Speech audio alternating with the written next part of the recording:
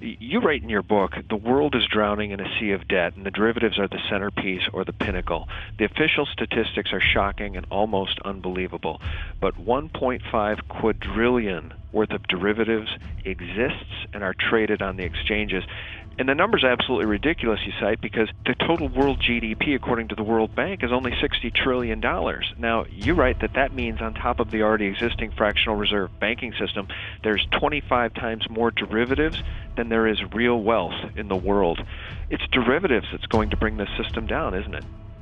Yes, that is the most dangerous thing that we face, far greater than wars, far greater than hunger and famine. The derivatives could collapse our entire system, and we leave it in the hands of people who are unelected and people who are only out there for their own profits. So I believe that they could have pushed too far. They can go too far, and this may be a big mistake on their part. I believe what they're planning on doing is using these derivatives to hold us hostage. They tried that with the bailouts in 2008 and beyond, the financial crisis. And I think they'll try this again with the derivatives. But ultimately, there isn't enough taxation, there isn't enough bailout money to go around. It just is mathematically impossible. We cannot allow this to happen. We need to implement Glass-Steagall or a similar law which completely wipes these derivatives right off the map. These are fraudulent. There is no asset behind them of real value. If we allow these derivatives to continue to expand, we are certainly doomed. Well, David, let's talk about the success or failure of this system. On page 16 of your book, you've got a great quote here from Franklin Roosevelt. And the quote is, "The success or failure of any government must be measured by the well-being of its citizens." This is a system that has 45 million people on food stamps. The unemployment rate, if you look at John Williams' statistics, is well over 20%. This is a system that really by any measure is a failure. You say the numbers tell it all. Why don't you share with the audience what that means? Essentially, the government-provided statistics are completely fraudulent. It is criminal, the numbers that they tell us. A person who doesn't work for 1 year, can't find work for 1 year, is now wiped off of the unemployment numbers. This doesn't make any sense. But the people read the numbers, they see on the news, they see them getting better, and for a moment in time, they think that everything is okay. These numbers that they're providing us with don't match up to the real economy. Our jobs have been shipped overseas. All of our high-paying jobs, we're left with low-paying jobs if you can get any. We need a strong middle class. This goes for any of the Western nations. Without a strong middle class, you don't have anyone to buy your goods. You don't have a strong nation. Unfortunately, that's the path we've headed on for too long, and we need to reverse the trend sooner rather than later. David, what inspired you to write your book? Because I just want everybody to know that, when I interview folks and we say, oh, so-and-so's written a book, I'm not sure how many people click through and buy that book or read that book. But in your case, this condensed version of the book that you have for free on your website is so wonderfully readable. I think it's a great piece of information. It's a great tool people can use to wake up the uninformed because of the way you've written it. What inspired you to write this book? Well, I started just by reading financial books and got into the Austrian economics. And then I would read other books that were, Keynesian. And I disagreed with it. I gave it a chance and I've read a few, but I just completely disagreed with it. So I kept getting into more of the Austrian side. And so I take notes while I read, and the notes piled up, and I decided that I could make a book out of this.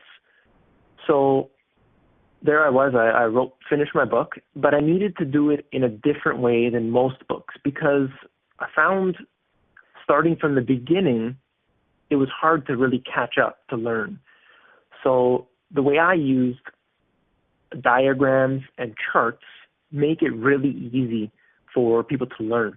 It starts you from the very beginning. You don't need to know anything about finance to learn.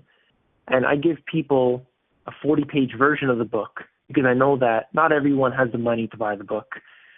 Not everyone wants to invest the time to read the book, but at least 40 pages they can flip through, they can learn a few things, and hopefully wake up a few people along the way. Well, let's leave everybody with a glimmer of hope here, and it's a two-part glimmer of hope. Let's talk about ownership of physical silver and ownership of physical gold. Okay, there's one. We can talk about that. But I want to ask you about a tipping point, too, because I think people are waking up in droves to the evil of this current debt-based economic system. Are we nearing a tipping point, in your view, whether it be through the derivatives, bringing the whole system down on its own, or people trying to migrate out of this system through ownership of physical silver and gold? Do you see any tipping point, any glimmer of hope at all? Yes, definitely. If you look at the statistics, physical gold and silver are very difficult to find around the world, especially in Europe and other places in Asia where people buy a lot of jewelry as their source of precious metals.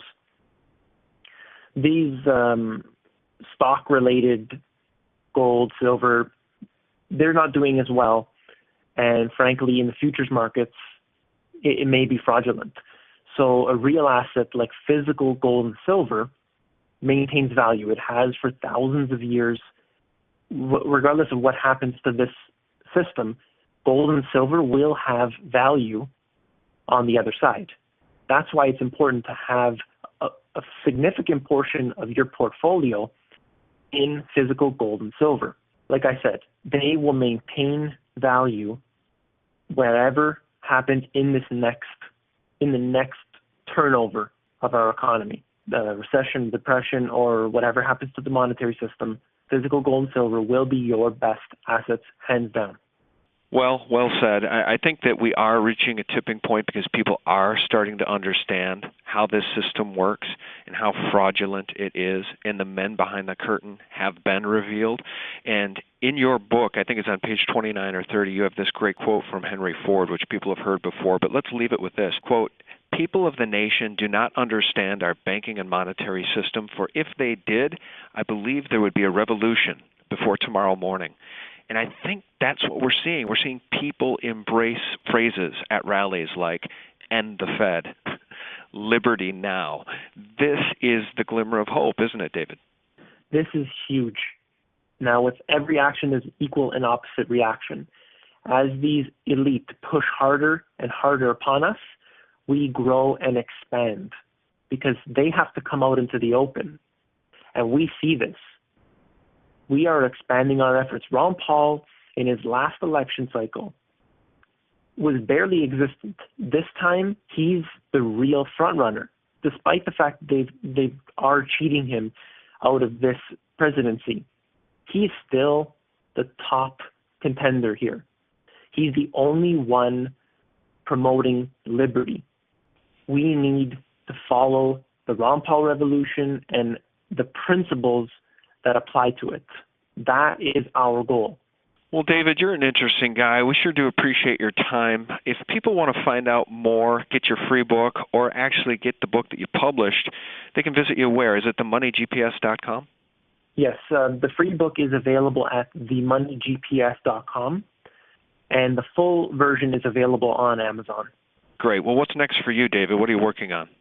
I am working on a second book entitled The Health GPS, and it's still in the research phase, so it won't be out until next year.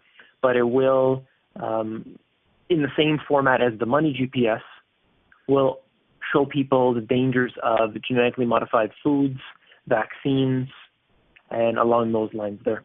Well, you must be familiar with the work of Jeffrey Smith then, huh, and his GMO research?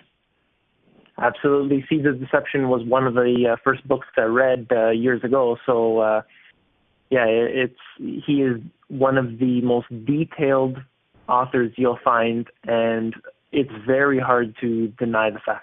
Yeah, no, he's a brilliant, brilliant guy. I really respect him. And in fact, a movie that he didn't produce, but I think he was associated with on the fringes, was The World According to Monsanto. Which, if you haven't seen it, you got to watch The World According to Monsanto. I mean, I put Monsanto up there as one of the top 5 most evil corporations on the planet. What's your take on that? Yes, Monsanto, in my opinion, is the most evil. what they're doing with genetically modified foods could easily collapse the food supply. We have different strains for a reason. If one crop gets a virus or a rootworm or something along these lines, there are various different crops. It's not a problem. But when you have one gene for all crops around the world, if you run into a problem, everyone has that same problem. It is too dangerous what they're doing, and it all comes down to money. They want to patent the seeds. They want to patent life. This is absolutely absurd that it's publicly available information, yet the news will not cover it. We need the alternative media, the real media, to cover it, to expose this. And we are doing that. It's taking some time, but we are making headway. Yeah, you're right. And we look forward to interviewing you again when you get your new book out. So please do keep in touch. And as soon as your new one comes out on health, we will discuss these topics in greater detail. David Quinteri, we really appreciate your time. Thanks for joining us. Absolutely. Thank you so much for the opportunity. Thank you so much. Bye. Take care. Bye. Bye. Well, that's it, guys. Much more to come. Thanks for tuning in. And visit sgtreport.com for all the latest.